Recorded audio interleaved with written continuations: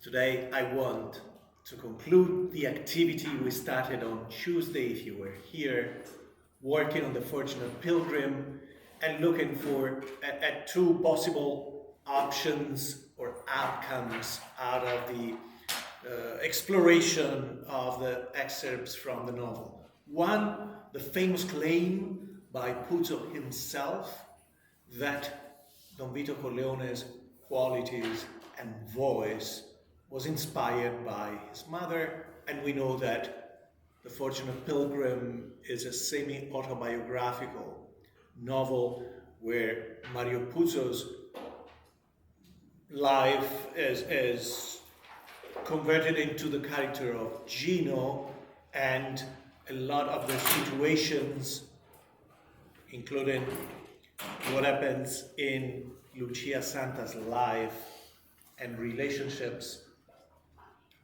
are connected to the reality of his childhood years. He was born in 1920, so around the time the novel is set. Then, after the discussion, I want to have additional interactions in reference to 3 or 4, depending on the time we have, of the scenes or sequences from Godfather Part 1 before we move on to Godfather Part 2. So we'll look at the meeting scene where the mafia families are getting together to negotiate a truce, the end to the mafia wars, and preparing the return of Michael from Sicily.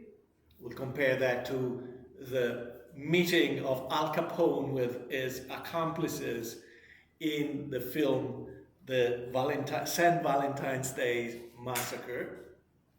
And the other scenes are the scene where Michael and Kay meet again when he comes back to the US after a while, and they try to reconnect, rekindle their relationship.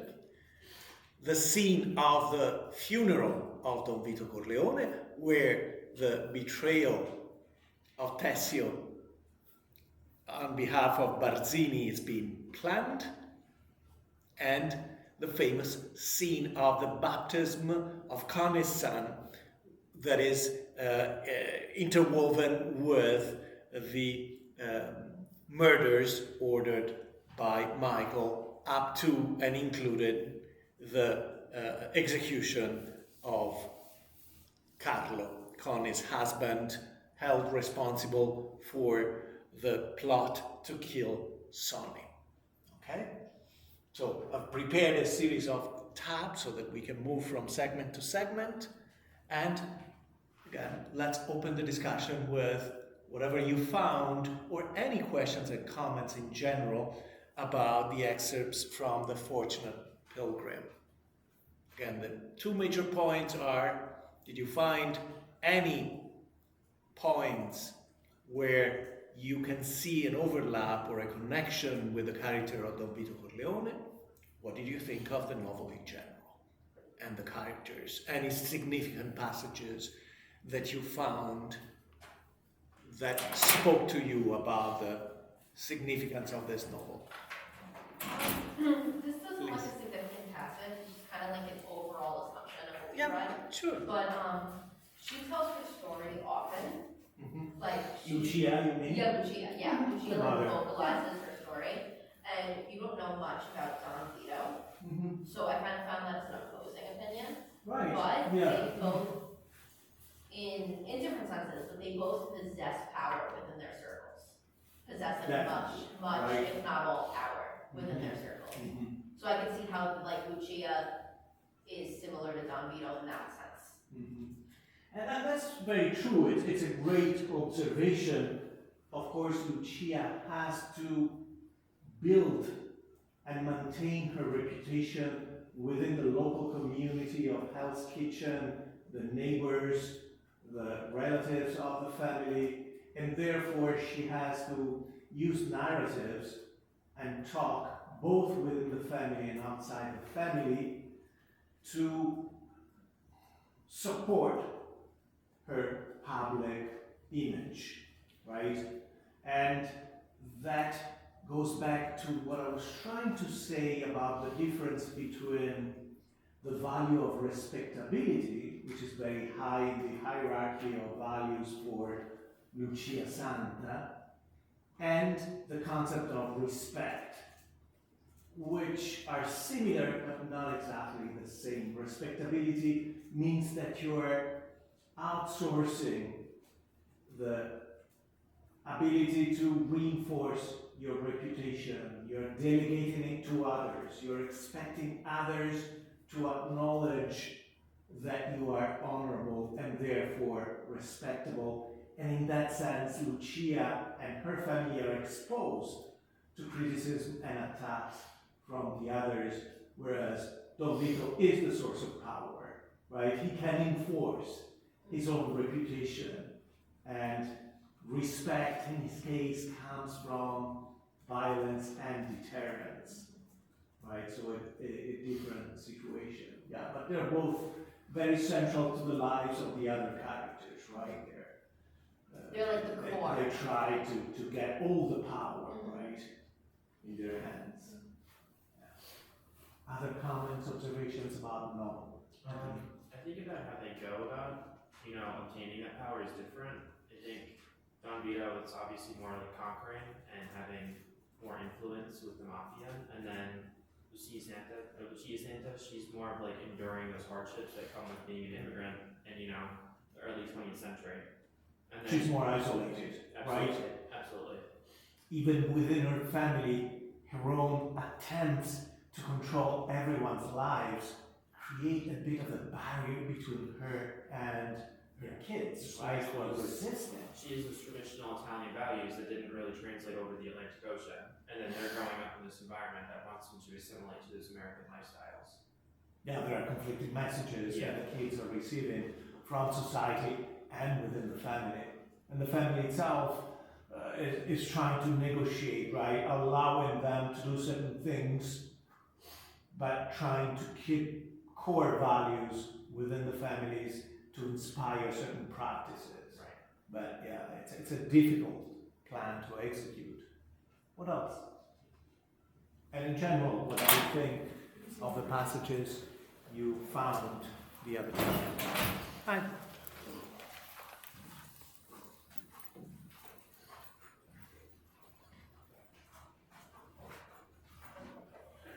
We're trying to complete the activity we engaged in on Tuesday, just sharing comments on the novel in general and about the main points. Are there any overlaps between Lucia Santa, the mother, and Don Vito, and other relevant findings in the novel?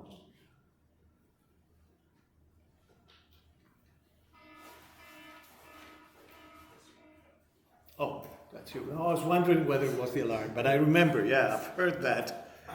So, yeah.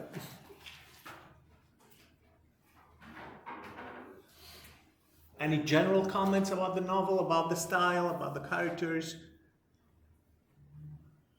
Okay, well, read the excerpts though, and let me know even next week if you have any comments or questions. So, I added a short section with some links about the scenes that we'll watch today, especially the first one. I reposted the link to the PDF with the frames from the movie St. Valentine Day Massacre, because in order to perform the comparison between the two meeting scenes, I will use the frames for the 1967 film, and then we'll watch the scene from The Godfather.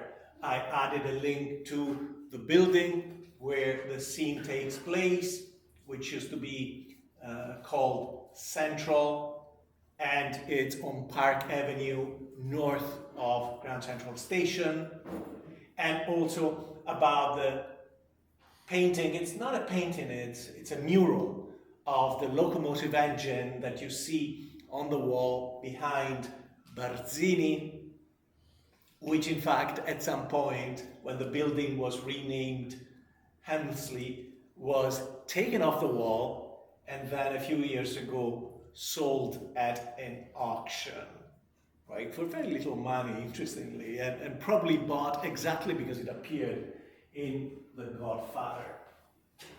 So let's go back to the film about Al Capone. Let me find the frame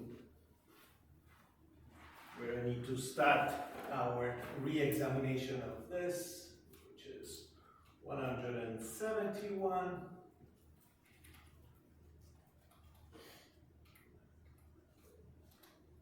Okay. So if you remember at the beginning of the film entitled The St. Valentine's Day Massacre, Al Capone has a meeting inside a hotel. This is historic, right? This is accurate historically. And we want to focus on the formal representation of a mafia meeting in here and then compare it to The Godfather, right? And there is a certain seriousness that is conveyed both by the way the characters act, what they say, what they do, and also the general context.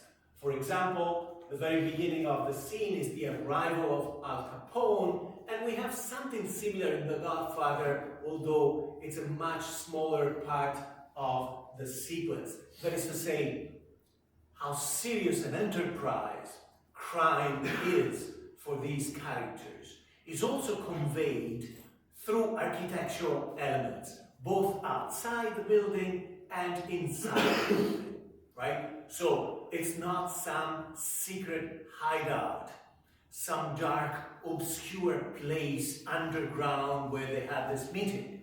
No, it's a very official meeting. In some ways, it's a public meeting, which is an acknowledgement that these mafia leaders are also public figures. They're not just callous criminals, right? In this case, you have both the formality of the building, this fancy hotel in Chicago, and the ritual of the arrival, which clearly is shown in ways that are similar to the arrival of any kind of public authority. So in the initial shot, you just see the hotel with, can you turn off the lights if you manage? They're a bit finicky, but depending on the sequence. Yep. Let's see. Thank you so much. This way you can see better what I was saying. So it's a hotel, regular business, right? You have a yellow taxi cab in front of it, waiting for customers, right? As you would expect outside of the hotel. You have another car, and you can expect that as well for a big hotel. And then, once you've established that this is a regular business day, like any other day for this hotel, you have the arrival of the escort of Al Capone. But it's not just about the fact that he's traveling with an escort. You also notice how well dressed they are and how serious their behavior is. They're very disciplined. And through the seriousness of their behavior, of their manners, the idea is conveyed that these are not brutes. They're not just animals who kill, beat up people, steal, impose protection, racket requests for the racket to shops selling alcohol, right? They move like professional bodyguards, escorting a person who represents authority in public, right? So you see them arrive, one of them gets out very calmly, right? Approaches the taxi, and very swiftly, very quickly, they get the taxi cab driver to comply, right? They have influence apparently they have authority, even though they're part of a criminal organization, right? But again, the demeanor, the pose, the way they achieve this outcome of moving out people so that Al Capone can arrive without any worries about an ambush and with the proper focus and emphasis on his arrival is very professional, not suggestive of someone who is a criminal and therefore living at the fringes of society. Here you have someone who's able to perform as well as somebody in a similar professional position, role in a legitimate organization. And therefore, visually, you have this impression of legitimacy attached to the whole operation.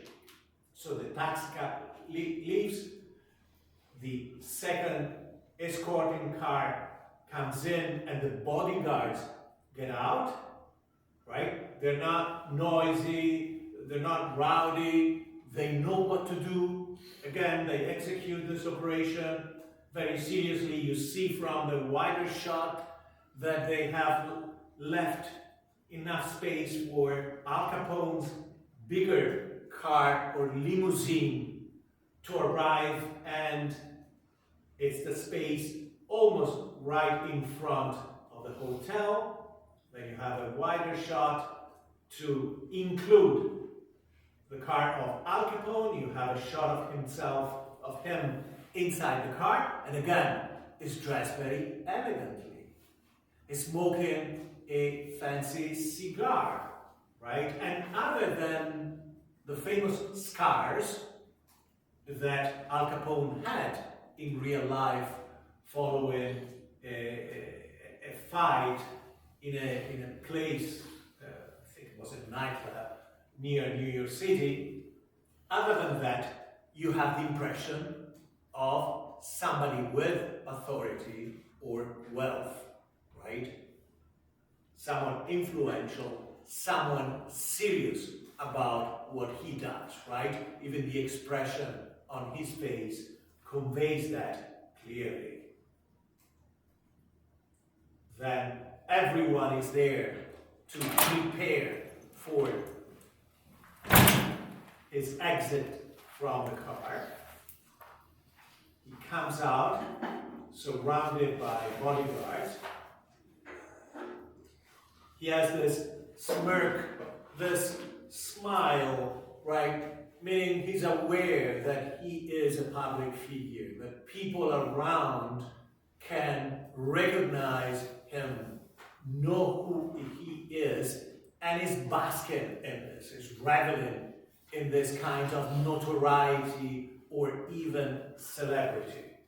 It's just that the smile is conveying that this is no regular character, right? That there is something rougher around him.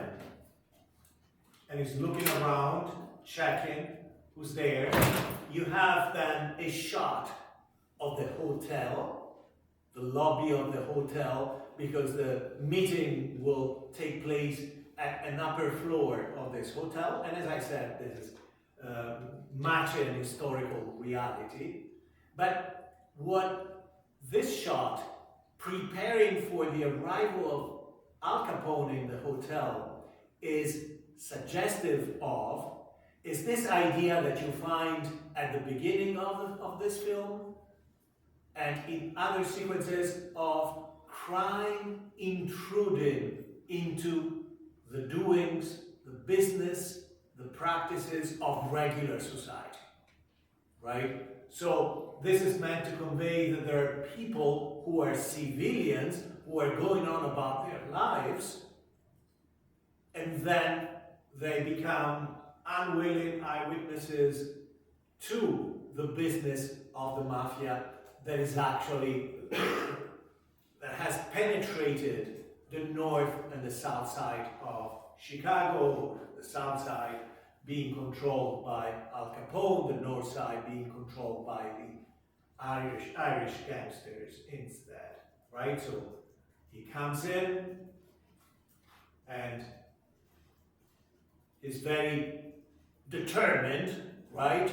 He acts as if he owned the place. He gets a bunch of cigars because, of course, no one can tell him what to do, what not to do. And his escort is still hanging around, covering his back, and then they all walk towards the elevators, and then you have a shot of the actual meeting room. Now, be especially mindful of the details and how the scene is furnished. The furniture, the various props, and the way the meeting is executed, right? The way the meeting is run so that we can compare it to The Godfather.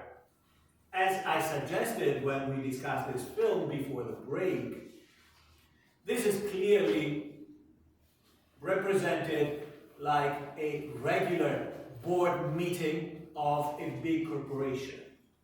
When you look at the size of the room, when you look at the classical or neoclassical statues, the rest of the furniture, the curtains, the size of the table, what is on the table, everything conveys that this is a very serious organization, right? And therefore, this distances the characters, the mise en scène distances the characters from their criminal activities, making them into professionals, higher ranking professionals within an organization that is able to execute crimes, but that is much more than that, right? Where leadership is not just about being able to hold a gun, shoot, execute a crime, as in the case, for example, of Little Caesar, or even the character of Scarface, the original Scarface in 1932. And once again, you look at the way these people are dressed, right? Their business suits, their elegant, expensive suits, the fact that they come in and the table is prepared and there are matching chairs, there are glasses carefully placed on the table. This is the time before the meeting, as you would expect for a board meeting. The people are greeting each other, they're exchanging ideas that might be helpful for the discussion of the meeting. And again, look, you have neoclassical statues, you have an expensive Tiffany light on a side table, you have side tables that are quite elaborate, neoclassic in the style of the Italian Renaissance for the chair that you see in the background and the table itself. So every time your attention is caught on any of the details, your mind is taken off the fact that these are criminals that are involved in bloody activities, in murderous crimes, right? Not certainly victimless crimes. Again, you see, you can compare the various characters, see the same degree of intentional preparation for the meeting, from the way they dress to the way they talk to each other, and we follow several of them, which allows us to appreciate everything in this room. Another piece of furniture here reminiscent of the classical style of the European Renaissance, Italian in particular, and on top of that you have crystalware, you have different kinds of drinks, right? And you can see in the back on the wall a portrait of Abraham Lincoln on one side, probably Thomas Jefferson on the other, don't remember right now. And in the back, the other room as well has similar paintings on the walls, similar furniture. Yes, no, it's Washington actually, not Jefferson. Okay. And everything. They're smoking cigarettes, they're smoking a pipe, but there is nothing ethnic about the representation of these people, even though they're all members of an Italian-American mafia organization, right? They're all represented like serious businessmen. And this goes on, of course, you notice the intentionality in the face expression, the facial expression of Al Capone. You notice the strong drive, right? And how everyone around him is playing a more submissive role, right? They're all subservient to him, not only respectful, but by the time he comes in, he's given the space. He occupies the space as the one who has the leadership also in terms of how he moves around the room, how he talks, right? Everyone goes quiet or remains silent until it's time for them to say something. And while he's moving, you can see even more the various details about the setting of the room, okay? And of course, he's going to sit at the head of the table. And the only noticeable difference with the other characters is a certain kind of ferocious expression on him. There is something aggressive, right? There is something forward about his expression, whereas the others were mostly withdrawn or neutral in their expression. And to reflect this kind of physical presence and leadership, you'll notice that the others get more of a neutral gaze on their eyes, a neutral expression on their eyes, and even when he will move around, they will remain neutral. They will try not to react. So their body, their shoulders will not move, their eyes will remain expressionless almost, right? Because nobody wants to take the spotlight from the leader, from the alpha character in the room, right? And you get the sense, or the actor, Jason Robert, is trying to convey the sense that this is also in some ways a business-like leader, but there is something potentially explosive about him, that he could erupt in violence or aggression at any moment, and he does some of that during the meeting, right? Notice how everyone is waiting for Al Capone to sit down, right? They're holding the chairs, observing him, but they're also almost bowing to him, right? They show reverence, not just respect. Their whole body language has shifted compared to the beginning of the operation.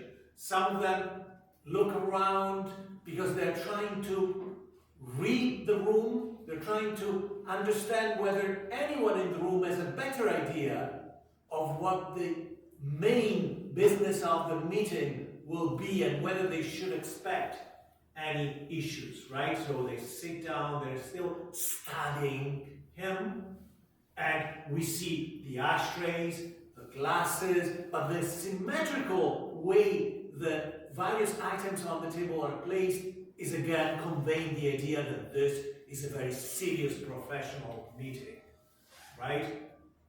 Down to the point that we see the hands of Al Capone, we see a very expensive diamond ring, we see an expensive silver box for his notepad, and he's writing down something because he has a goal, an agenda for this meeting, right? So this is suggestive of the idea that a mafia leader is a planner and a thinker, right? That doesn't improvise anything even during a meeting. And of course, it's a very simple message, right? This is the name of his Irish arch enemy that he wants to have eliminated, right? And that's the goal of the meeting. Notice how calm some of the characters are, others are looking with some concern, right, at their leader,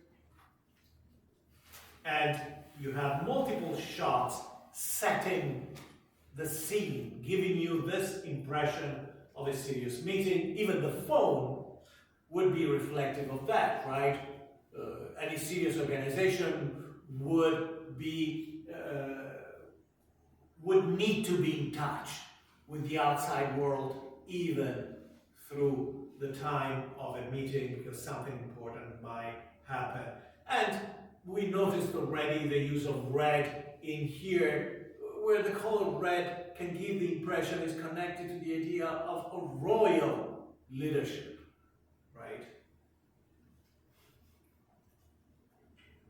And everyone is, of course, obsequious to Al Capone. You have, as we remarked, a very formal report about the state of the business venture of this organization, right? With numbers, with profit rates and growth, reference to the growth in profits, right? And then you have the moment where Al Capone comes alive, when his aggression is manifested first with his face and his voice, and you see the worry, the concern, the scare in the faces of the others, and then he will get up. And he's the only one who can get up and move around, but while moving around, he's displaying aggression, and the others are trying to show no reaction exactly because they're afraid they might incur in the wrath of their leader, right? It's mocking them while they keep responding in a more serious way, and this shows his authority because it's a test in a way. His mocking them is a way to test their obedience. It's an invitation to a confrontation, and since they avoid confrontation, it means that his leadership is sound, is not threatened by the others, is occupying the space like a physical leader, moving around the whole room, emphasizing the fact that he's the only one who's allowed to do that, and then he hits the table with his hand, with this very strong noise, also to show his deep dissatisfaction and his own aggressive behavior with manners, with voice, the tone, and with words translates into an aggressive plan. He wants to have his enemy, the leader of the North Side, as far as the bootlegging operations, to be eliminated, right? So everything is clear, and I think we can switch at this point. You have all the basic elements. Now, let's look at the scene in The Godfather. Remember what happened, right? As we saw last week, Michael went to a meeting with Sollozzo and McCloskey, the corrupt police captain. He killed both of them so that his father, Don Vito, who's at the hospital, would not be the target of further murder attempts. To shield Michael from the consequences of this crime, because killing a police captain is a big deal, two things are done. One is to initiate a press campaign documenting the corruption of the police captain so that the public will not press for proper punishment of the perpetrator who was responsible for the murder, and also Michael himself is moved to a secret place, a hideout in the rural areas of Sicily, where he will spend a long time, a year or so, and there, if if you remember, he will fall in love with a local Sicilian young woman by the name of Apollonia. They'll get married. She is killed when people try to kill Michael himself. And that's when his father, Don Vito, agrees to have a meeting with the other mafia families of New York and outside of New York to call for a truce so that Michael can come back. Because at this point, Don Vito has lost his first son, Sonny, who was already clearly unable to replicate the same model of leadership of his father, too impulsive, too hot-headed, too unfocused, chasing women instead of focusing on the family business. So Don Vito needs Michael back to replace him at the head of the family, and he needs this momentary truce with the other family. So let's focus on the characters, how they're dressed, the scene, the setting, the kind of furniture you see, any ethnic elements, and this time you'll see more ethnic elements in a way that is a bit awkward, almost picturesque. The nature of the interactions, that is to say, not only what the characters, Don Vito and the other heads of the families, say to each other, but how they talk to each other. And then I'm interested in hearing your comments and what you noticed in this scene that is similar or different compared to